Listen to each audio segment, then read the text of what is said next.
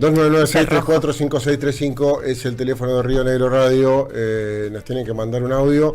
¿Y por qué no le hace una consigna, fruto de la charla previa que mantuvimos? ¿Qué esperan de las elecciones y qué esperan de nuestros candidatos, de aquellos ungidos por el voto popular a partir de octubre, que seguramente terminarán, como siempre, asumiendo en diciembre? ¿Ha venido a visitarnos uno de ellos? Ha venido a visitarnos. Lo conocí como uno de los referentes del nuevo compromiso neuquino. Después Cambiemos, Juntos por el Cambio, Cambiemos. Y ahora en las huestes libertarias. Está con nosotros David Sleret. Contador, buen día, ¿cómo le va? ¿Qué tal? ¿Cómo están? Buenos días. Gracias por la posibilidad de compartir estos minutos con ustedes. ¿Te corrijo? ¿Es correcto el derrotero o no? No. A ver. Yo fui afiliado varios años al PRO. Ah, bien. No, nuevo compromiso. No. Mira. Sí, y justamente por haber participado en el PRO, participamos de la alianza Cambiemos en su momento, luego Mutua Juntos por el Cambio.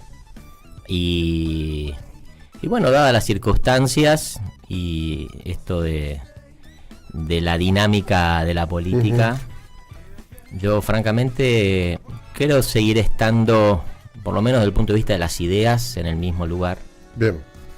Creo que bueno, el partido, particularmente aquí en Neuquén, el PRO ha tomado la decisión tácita, porque no hay una decisión orgánica, pero sí tácita, claro, de participar de un espacio que bueno, que yo decidí no estar, y luego de haber esperado un tiempo y haber tenido algunas charlas, tomé la decisión de estar en un lugar que creo que me representa más, en el que puedo aportar y en el que me parece también le ha generado a muchos ciudadanos la expectativa de poder salir adelante en muchas cuestiones que nos han tenido estancados durante mucho tiempo, ¿no? Bien. Sí, da la sensación que desde el 2022 a esta parte no se llevan adelante procesos ideológicos en la política, y sí, la impresión que tengo es que hoy por hoy la política se basa más en los referentes, en las personas que traccionan, en aquellos que pueden generar más likes en redes sociales o en aquellos que tengan los discursos más potentes.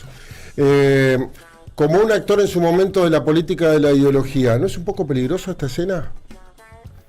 Donde haya personalismos tan fuertes, donde haya narcisismos, digo, en La Libertad Avanza con Milei, en cualquier lado de la política, ¿no? En el peronismo con Cristina Fernández de Kirchner, ahora Kicillof, que rompe y también muestra, la potencia electoral que él puede llegar a tener. ¿No es peligroso? Yo creo que en muchos aspectos estamos como volviendo a cierto cauce que me parece nunca tuvimos que abandonar. Es parte de la crisis de dirigentes, no solo políticos, de dirigentes a nivel general, ¿no? Dirigentes sindicales, claro, dirigentes sociales. Si hacemos un reconto de algunos de estos espacios, aquí hay dirigentes que hace 35, 40 y algunos más que están ocupando un lugar de dudosa legitimidad, al menos referenciado por sus bases.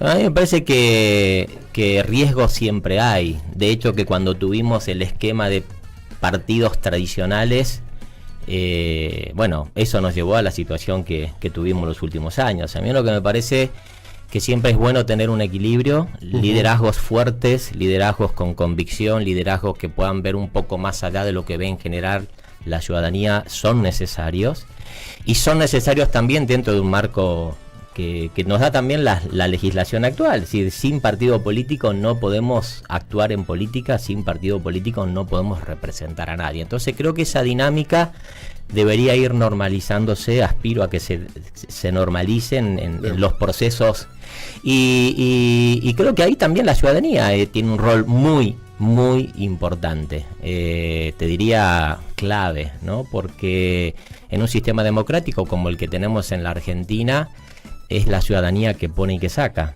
y en ese sentido me parece que a la hora de poner y sacar deberíamos tener un poquito más de amplitud a la hora de sopesar los argumentos, por qué voto a alguien y por qué voto a otro. No solamente la economía es lo que prevalece, aunque muchas veces el bolsillo en una situación de tanta necesidad como viven muchos argentinos termina prevaleciendo, ¿no? Pero creo que no tenemos que dejar de hacer el esfuerzo de salir de esa dicotomía, de esos péndulos y entrar definitivamente en una nueva etapa de representación política, ¿no? Tal cual.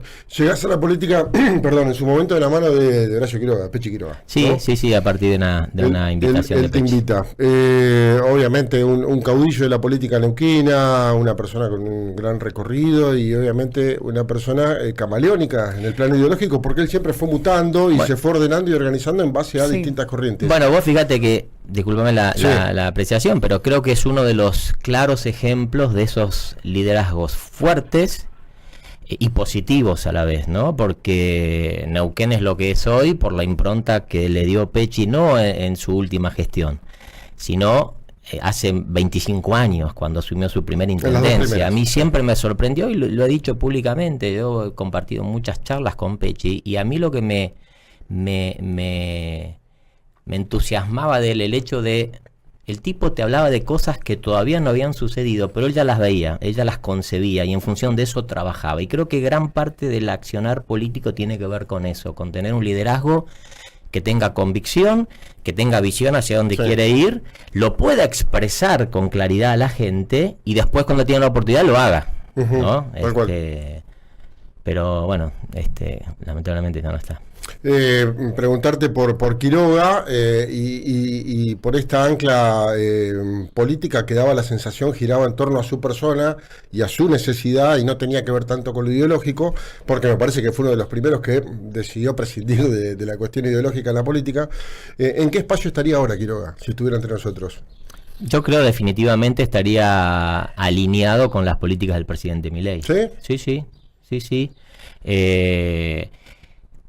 Vos fijate lo curioso, ¿no? Porque él durante mucho tiempo, y él lo hizo públicamente, él era un paria dentro de su partido.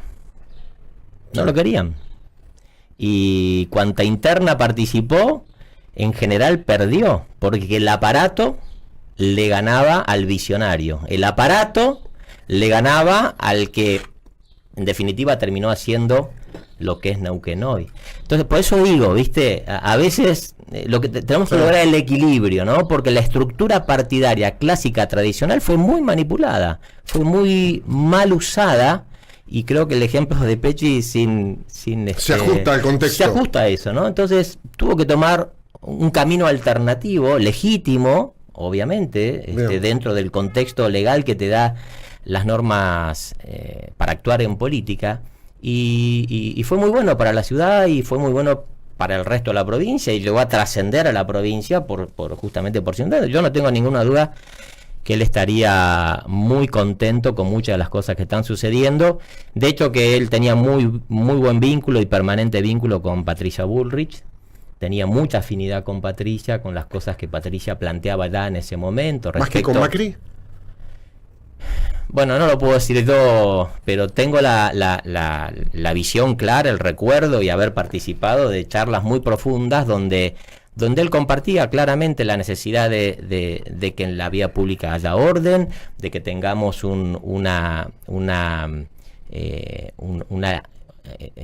posibilidad plena de que cada ciudadano pueda transitar, sin que eso coartara la posibilidad de también manifestarse, pero siempre dentro de la legalidad. Y yo creo que sin ninguna duda estaría alineado con el presidente. Creo que vos lo podés decir mejor que nadie porque fuiste una especie de comodín.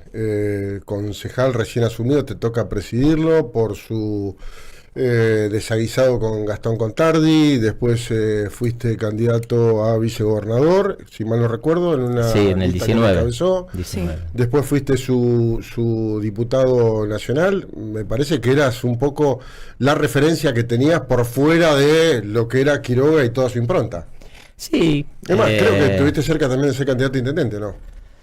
Sí. En la elección que pierde de Bermúdez. Podría haber sido, claro. Pero sí, a ver, yo con Pechi y con otras personas intento siempre de construir una relación de confianza. Me parece que la confianza en un vínculo, y más en un vínculo de trabajo, y más en un vínculo de trabajo en la política, es muy importante. Y logramos eso de manera mutua. Uh-huh. Y yo eso siempre se lo agradecí. Y siempre intenté estar a la altura también de esa confianza, ¿no? Sí. Pero Pero sí, sin ninguna duda ha marcado un hito en la ciudad de Neuquén y en la provincia. Bien. David, hace un ratito mencionabas que toda la vida fuiste afiliado al PRO. Y en este caso preguntarte si no encontrabas tu lugar dentro del PRO y por eso haces el salto a la Libertad Avanza. Te consulto esto porque dentro del PRO hay un montón de gente alineada, bueno, la propia Patricia Bullrich, con la Libertad Avanza, pero sigue siendo parte del PRO. ¿Por qué en tu caso decidís dar el salto? Nosotros tenemos una realidad nacional y después esa realidad se replica de diversas maneras en los diferentes distritos. Es cierto que el PRO está buscando un lugar a nivel nacional, está buscando reacomodar su impronta a nivel nacional, pero el devenir de los acontecimientos de verdad marca una localía, una cuestión local mucho más fuerte, me parece, ¿no? Y yo decía hace un momento que el partido al cual yo pertenecí mucho tiempo está absolutamente alineado, consustanciado y trabajando en el frente electoral que el gobernador ha planteado a los neuquinos, y francamente yo no me siento cómodo ahí, no me siento representado en ese lugar, no creo que pueda aportar desde mis ideas en ese lugar, y sí creo que lo puedo hacer en el espacio de la Libertad Avanza. Por eso tomé la decisión, que no fue fácil, que no fue de un día para otro, pero sí fue luego de haber agotado algunas instancias y haber visto los escenarios. Hoy tenemos delante un escenario electoral y posiblemente el partido al cual yo pertenecí sea parte de el frente que el gobernador le va a prometer a los neuquinos, y yo ahí, vuelvo a repetir, he decidido no estar y me siento mucho más cómodo en la Libertad Avanza, por eso es la decisión. Pero a mí me parece que los partidos terminan siendo instrumentos necesarios, indispensables, ¿no? Uh-huh. Pero creo que por sobre los partidos deberían prevalecer las ideas, debe prevalecer qué pienso, con qué ideas me siento más cómodo, sobre qué aspectos puedo aportar, y bueno, el lugar que decidí hacerlo es en el que estoy ahora. Siempre fuiste un tipo muy, muy equilibrado, muy mesurado al momento de declarar, de dirigirte. Fuiste una persona muy respetuosa dentro de la política y eso se te lo valore mucho. Vas a tener que levantar el perfil, me parece, David. Siendo parte de la Libertad Avanza, vas a tener que empezar a hablar de los comunistas, los zurdos. Claro, un poquito más violento, más agresivo. Más violento, claro. ¿no? Mirá, cuando la política, o en cualquier ámbito de la sociedad, puede ser en la familia, puede ser en una comisión vecinal, pero cuando tu entorno te obliga, o aún sin quererlo, te deba hacer lo que no sos, empezaste a perder. ¿Estás de acuerdo con esas formas? Me parece que la vehemencia en algunos casos es necesaria. Ajá. Yo fui criado desde muy chico, siempre me enseñaron algunos valores que son parte de mí, y, claro, y obviamente uno eso lo transmite permanentemente, ¿no? Me parece que la vehemencia es muy importante. Creo que también hay que tener cierto margen de interpretación de muchas de las cosas que uno ha visto y ha escuchado. Lo digo en función del contexto en el que se hace, ¿no? Pero yo soy lo que soy, con todas mis virtudes y con todos mis defectos, y el día que yo deje de ser quien soy, perdí, me retiro y hago otra cosa. Porque creo que el valor de las personas tiene que ver con eso, con la esencia y con lo que uno puede aportar de lo que es, no de lo que dice, no de lo que actúa. A mí a veces me da vergüenza ver a algunos dirigentes sobreactuando, hablando de lo que no saben, diciendo, repitiendo lo que escucharon e intentando imitar las formas. Lilia Lemoyne, por ejemplo. La verdad les queda horrible. Les queda horrible. No me acuerdo del que se nota. Sí. Se percibe, y la gente es muy sensible a esas cosas. Entonces, yo te voy a repetir, soy consciente de lo que soy, estoy seguro de quién soy, de lo que puedo aportar. Me conozco muy bien, y en cuanto yo dejo de ser quien soy, chao, no tengo nada que hacer. ¿Por qué decidís volver después de 2 años en cuarteles de invierno? 2 años fueron, ¿no? Más o menos. Según como lo midas. Bueno, digo, por fuera hablábamos antes claro, de la nota del tema. Que has tenido laburo de militancia, pero digo, volver a un primer plano en el lugar donde vos vas a ser el referente probablemente de la amistad. Te contesto como le contesté a Leo. Ustedes no me llamaban. Yo lo único que quiero, David, es que en tu primer acto de campaña me dediques un ¡viva la libertad, carajo! Va a ser raro, ¿no? Sí, total. Sí. Para Rolo, ¡viva la libertad, carajo! No, a ver, yo terminé de ser diputado nacional, un periodo de 8 años de mi vida de trabajo local aquí, como vos decías, como concejal, presidente del consejo, después 4 años en la Cámara de Diputados. Y bueno, fue una decisión personal tomar distancia, pero no dejar de participar. Yo no he dejado de participar en política, pero obviamente el perfil que uno tiene cuando tiene una responsabilidad institucional de representación como la que yo tuve 8 años, naturalmente baja, ¿no? Sí. Porque los periodistas no te llaman, ¿viste? Y está bien que no lo hagan. Que ahora te vamos a empezar a llamar porque tenés que tener un discurso más potente. Y está bien que no lo hagan. Está bien que no lo hagan porque obviamente hay otros lugares, hay lugares que ocupan otras personas y son esas personas las que tienen que trabajar, pronunciarse y actuar en función de esa delegación de representación. Pero yo he seguido trabajando, participando. Coordiné la campaña de Patricia en el año 23, siempre vinculado bastante a ella, a su equipo de trabajo, a muchos de sus colaboradores que hemos trabajado juntos en otras épocas, hemos trabajado juntos en la Cámara de Diputados, manteniendo vínculo con muchos compañeros de la Cámara que hoy tienen representación importante, como Gisela Scalia es vicegobernadora de la provincia de Santa Fe, Nacho Torres gobernador de Chubut, por mencionar algunos, ¿no? Pero bueno, también creo que fue importante o es importante que quienes tienen cargos de representación tampoco dejen la calle,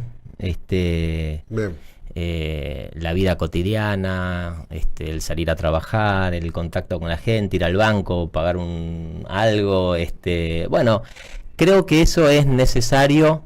Es esencial, es importante porque te mantiene en contacto con la cotidianeidad de la gente, porque en definitiva vos tenés que representar eso y tenés que trabajar en función de eso. Y me da la sensación que muchas veces la clase política, la clase dirigente está en otra sintonía, en paralelo con lo que la gente está necesitando. Y a las pruebas me remito, es decir, la realidad que vivimos los últimos años, las últimas décadas, ha sido un retroceso abismal en la sociedad, en los resultados, digamos, ¿no?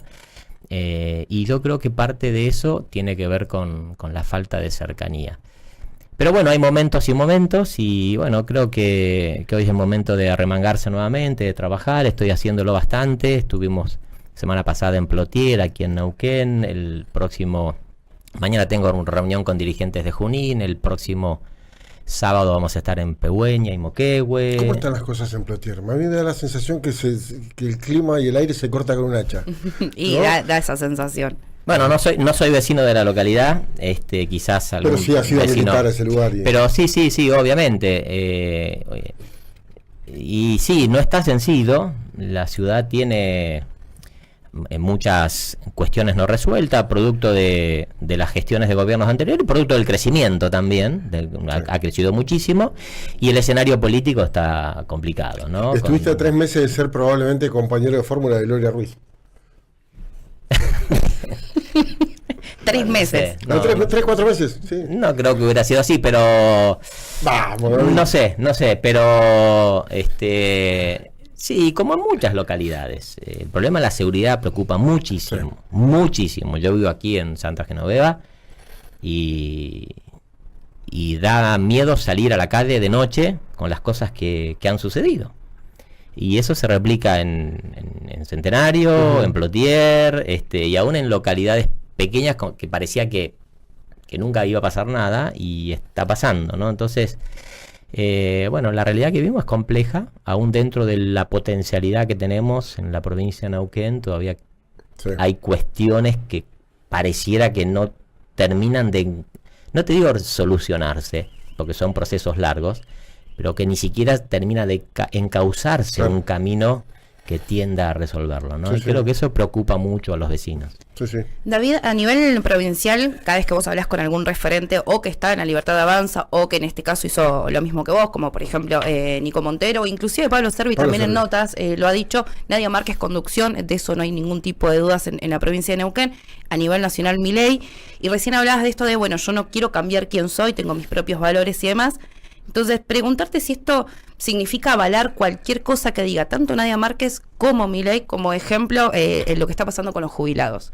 Digo, hay un reclamo genuino, esto de que vos recién mencionabas también de estar cerca de la gente, hay un reclamo que viene de hace mucho tiempo, no de ahora, digo, los jubilados vienen mal de hace mucho tiempo, ahora lo están haciendo cada vez más frecuente su reclamo, y culmina con una represión. ¿Vos avalás todo lo que sucede alrededor de los jubilados o cuál es la propuesta?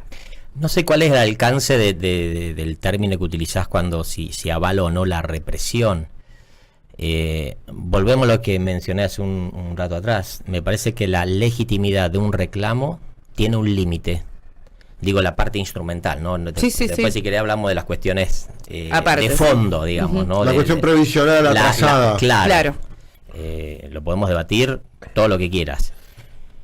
Pero cualquier acción en la vía pública de reclamo, de petición a las autoridades, etcétera, como establece la Constitución, tiene el límite. ¿Y cuál es el límite? El derecho y la libertad del otro ciudadano que necesita transitar, que quiere transitar, que tiene que ir a trabajar, que tiene que llevar a sus hijos a la escuela, etcétera, etcétera, etcétera. Y yo creo que no podemos sacar de contexto o de lo que viene sucediendo en los últimos años ese escenario, digamos, ¿no? Sí. La marcha de los jubilados de los miércoles dejó de ser de los jubilados. Yo la veía hace tiempo atrás, porque yo caminé mucho por esos lugares y siempre habían jubilados reclamando. Nunca pasó nada de lo que pasó cuando empezaron a ir estos salvajes, estos delincuentes, y digo delincuentes porque muchos de los que llevaron detenidos tenían causas penales abiertas y algunos habían sido condenados y ya estaban en libertad de nuevo. Entonces, me parece que hay que separar, por un lado, lo que sucedió en las marchas. Y yo, obviamente, estoy muy de acuerdo con que tenemos que abandonar definitivamente el desorden, la anarquía que se vivían en las calles de Buenos Aires, de Neuquén, de Río Negro y de todo el país. Y eso se logra con una decisión que creo que la gran mayoría de la población estaba esperando.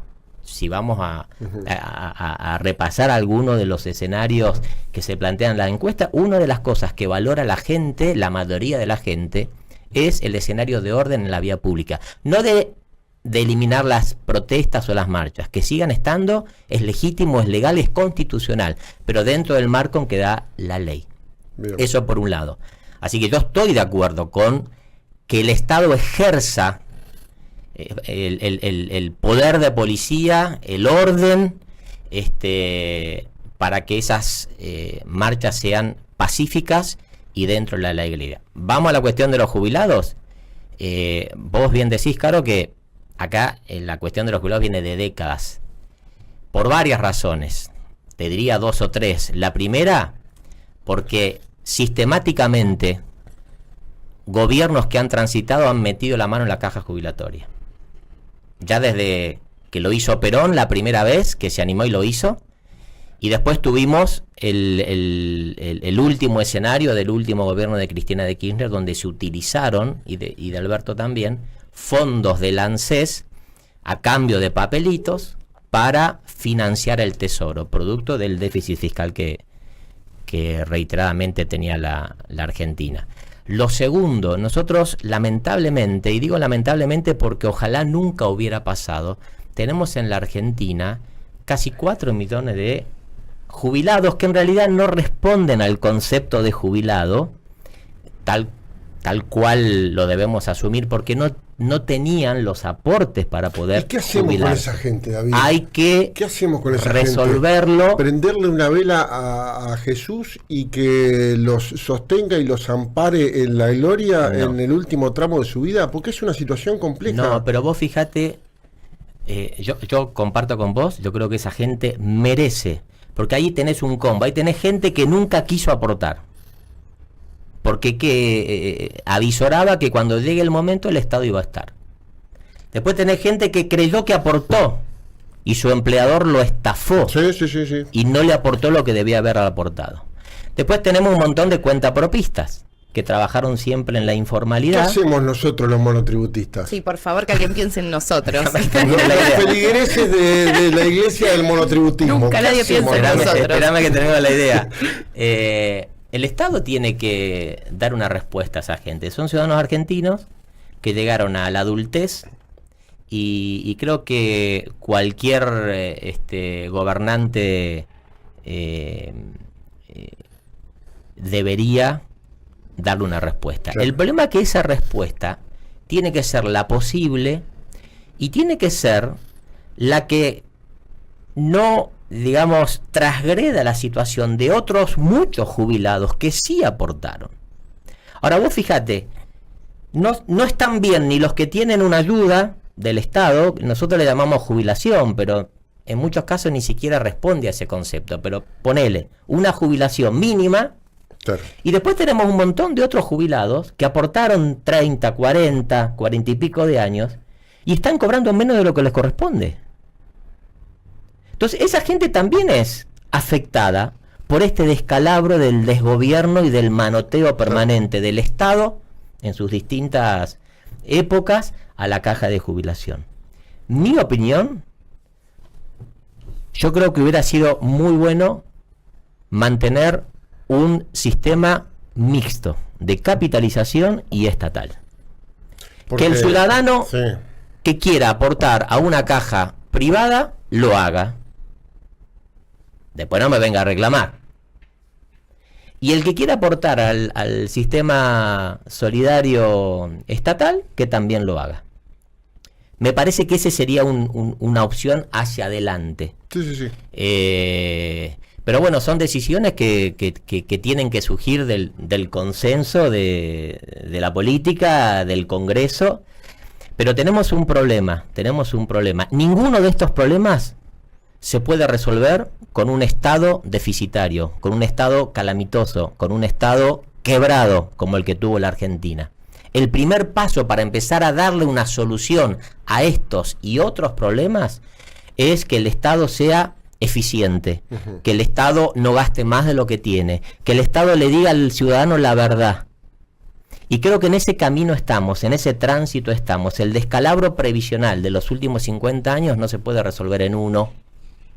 Me parece que se están dando los primeros pasos para resolver la macro, para poner en orden las cuentas y a partir de ahí darnos la posibilidad de debatir y de resolver esto definitivamente. Yo vuelvo a repetir, creo que un sistema posible es un sistema mixto. Bien. Como existe en muchos lugares del mundo y que al cabo de los años ha probado ser bastante mejor que muchos de los que hemos probado nosotros. Sabemos que vas a ser candidato, creo que era la primera pregunta que le teníamos que hacer, revés. pero bueno, Nos fuimos por cualquier otro lado. Por otro lado. Capaz que te mintieron, Vas a ser candidato, ser vicesenador, eso ya está claro. Me imagino que vas a ocupar uno de los primeros lugares en la lista de diputados. No te puedo responder eso, Sí, francamente. podés responder. No puedo David, porque...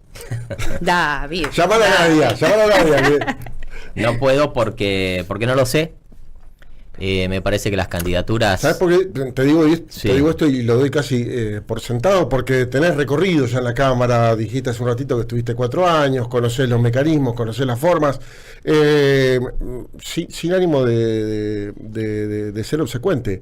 Creo que tenés un discurso que está muy por encima de la media de los diputados que ocupan bancas dentro de tu espacio hoy. Y me parece que le puedes aportar un poco de coherencia a una gran locura inserta, con todo respeto te lo digo, dentro de lo que es la fuerza libertaria. Lo que pasó hace 20 días atrás fue un verdadero escándalo, fue un verdadero papelón. Y me parece que a esta fuerza le hace falta gente como vos en la Cámara. Sí, yo te repito, me parece que sería irresponsable darte una respuesta porque no la tengo. Sí, lo que te puedo decir es lo siguiente. Yo comparto lo que vos decís, me parece que estamos en un proceso donde la gente debería provocar de alguna manera que levantemos el nivel de representación ciudadana en los ámbitos públicos. Y no hablo solamente del Congreso de la Nación, y lo digo como mea culpa de haber sido parte, ¿no? Sí. En la Cámara de Senadores, en la Cámara de Diputados, en las legislaturas provinciales, en los consejos deliberantes, en los poderes ejecutivos y en muchos ámbitos de la justicia. Me parece que parte de la degradación, de la decadencia argentina de los últimos años ha sido también el modo y el nivel de representación que han tenido los ciudadanos argentinos en estos ámbitos. Y me parece que deberíamos empezar a desandar ese camino. Y para esto se necesita un equilibrio, ¿no? De gente que quiera, de gente que tenga ese nivel de representación mínimo de la gente. A ver, yo te puedo decir, yo quiero ser corredor de Fórmula 1, pero si yo no sé manejar, si yo no entreno, muy difícil. Si yo no tengo una escudería que me convoque, si yo no tengo sponsor, y me voy a quedar en las ganas, claro, ¿no? Salvando las distancias, me parece que ocupar un lugar público tiene que ver con eso, ¿no? Con prepararse, con tener solidez ideológica, ¿no? Porque esto de que hoy estoy, hoy me cabe bien el progresismo y mañana me cabe bien el liberalismo y pasado soy más comunista y si pinta, quizás más adelante me transformo en anarquista. La gente se da cuenta de eso. Sí, no hay que subestimar al electorado. No, comparto con esto que dice Rolo, cuando uno ve La Libertad Avanza, lo que se está conformando, más allá de que los nombres salen a cuentagotas. Y sí, uno te ve a vos y dice, claramente viene para ser candidato entre la trayectoria, la preparación y todo esto que vos bien mencionás. La única duda que tengo, y aprovecho a preguntarte, es por Francisco Sánchez, que también renunció al PRO. Que me parece que es una de las personas que, si está dentro de este armado, puede llegar a pretender un lugar. ¿Qué pasa con Francisco? ¿Cuál es su lugar, su situación? Políticamente yo no voy a hablar con Francisco, llámenlo y él les va a poder responder bien. Yo tengo una relación personal, de amistad, hemos compartido trabajo. Y compartimos, mucho del pensamiento político también, pero yo no te puedo decir dónde está él, dónde quiere estar.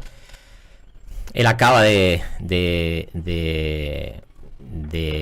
renunciar a un cargo público muy relevante, también estuvo muchos años en la municipalidad, en el consejo, en la cámara. Lo bueno que no generó polémica, ¿no? En el cargo público. Para nada. Sí, pero creo que nadie puede dudar de su honorabilidad, inclusive hasta de su transparencia y de su franqueza, a veces brutal. Sí. Pero bueno, te voy a repetir, yo tengo una relación personal, no te puedo decir qué va a ser, dónde quiere estar, me lo imagino, pero creo que mejor es que lo diga él. Lo vamos a llamar a Francisco, lo vamos a invitar. Sí, por el momento lo que sabemos nada más es la renuncia al PRO, todavía no hay acercamiento a La Libertad Avanza, todavía. Bueno, pero es un soldado de Patricia, al igual que David también. Me imagino que... Sí, pero me parece interesante lo que charlábamos antes, ¿no? Ese recorrido que uno necesita, recorrido de trabajo, de militancia, de formación, de criterio, que uno necesita y tiene que hacer si quiere ocupar un lugar de representación. Después hay otros aspectos que uno no maneja, esa es la verdad también, y ustedes lo saben perfectamente, ¿no? La coyuntura, el resto de los que quieren aspirar a ese lugar, el armado más a nivel general. Por eso digo, decirte así, por sí o por no, te estaría macaneando, ¿no? Vos fuiste, esta es la última, vos fuiste una persona que ocupó distintos cargos públicos, políticos a lo largo de tu trayectoria, desde el 2013, 10 años más o menos, con este impasse de dos por fuera justamente de ese arco. Siempre de representación. Claro. Tal cual. Vos, de acuerdo a la mirada de Milei en las elecciones, serías casta. Creo que no. ¿Con 8 años de ejercicio? Sí, pero yo terminé mi gestión el 10 de diciembre del 21 y el 11, ¿sabés qué hice? Me volví a mi casa, desempolvé mi título, volví al estudio contable y volví a pegar ladrillo como lo vengo haciendo hace 15 años. ¿Sabés cuántos cargos públicos tuve aparte de los de representación? No, ninguno. Pero eso, digo, eso no es ser casta. El discurso casta potente de Milei que lo lleva y que lo convierte en presidente tenía que ver con esa cosa anticasta, con esa cosa enraizada, con esa cosa de una persona que ocupó distintos cargos públicos durante una determinada cantidad de tiempo. Sí, pero que tenía estos condimentos. Que siempre estuvo. Mira, yo acá te Hay puedo que dar. hacer equilibrio, ¿no? Yo Vamos a ese discurso y tenemos que estar todo el tiempo pero balanceando. yo creo que tenía que ver no solamente con ejercer un cargo de representación eternamente. Está bien. Sino que tiene que ver con usar ese cargo de representación, con usar a la política, con usar a la función pública para beneficio personal o sectorial. Yo te puedo decir algo, acá estamos llenos en la provincia de Neuquén de gente que termina su cargo de representación y al día siguiente, ¿sabes qué hace? Va a buscar con Chavo, obviamente. Tiene un nombramiento, tiene un nombramiento. Sí. A mí me lo ofrecieron. ¿Y sabes qué dije yo? Que no. Eso no es ser casta.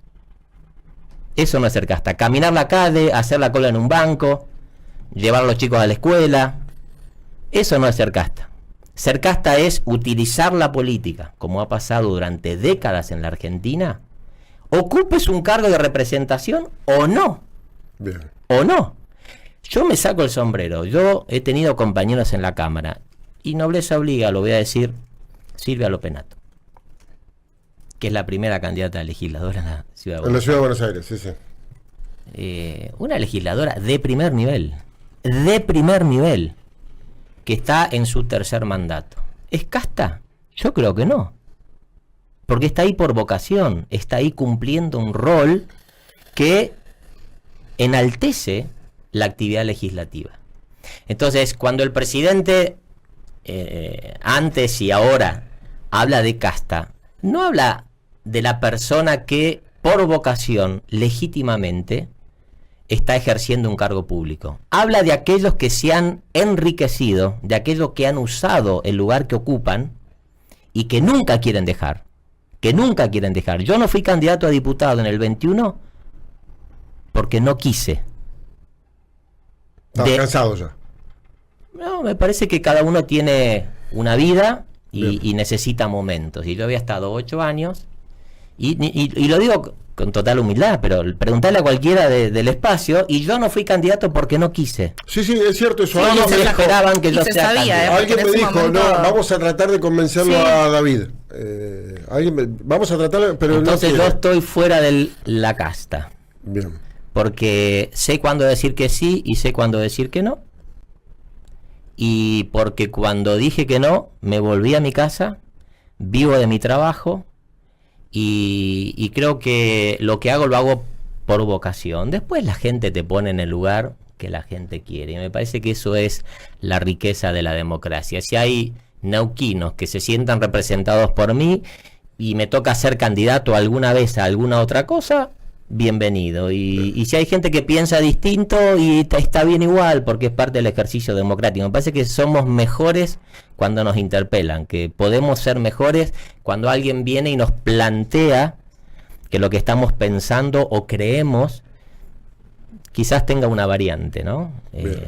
Entonces, bueno, en eso estamos. Yo estoy trabajando desde lo básico que un militante puede hacer, que es compartiendo ideas, ayudando a mucha gente nueva. Creo que La Libertad Avanza tiene un gran potencial por la enorme cantidad de gente que ha decidido involucrarse en política. Esto tiene la desventaja, el otro día hablaba con un viejo dirigente político, y él me decía, no, pero eso te hace frágil. Puede ser en un sentido, pero te da una gran ventaja de la potencialidad de gente nueva, con ganas, con nuevas ideas y sobre todo sin las mañas de la política renovación de cuadros tradicional. Eso requiere trabajo, eso requiere construcción, eso, bueno, requiere un esfuerzo adicional, ¿no? Y bueno, en eso estamos trabajando en eso. David, para la próxima, porque obviamente de acá a octubre te vamos a invitar nuevamente, vamos a hacer una lista con un montón de nombres y vos nos vas diciendo si es casta o no es casta. Me gusta ese juego. 40 nombres. Tocado, hundido. Es muy bueno, podemos tener acá toda una no me pongas en ese lugar. Ahora tenés que estar en ese lugar. No me pongas en ese lugar porque no quiero estar, pero la gente sabe. Y bueno, no nos tenés que decir casta o no casta, nos tenés que decir y nosotros nos mostramos la lista. Me gusta. David, un placer, gracias. Gracias a ustedes, un saludo a la audiencia.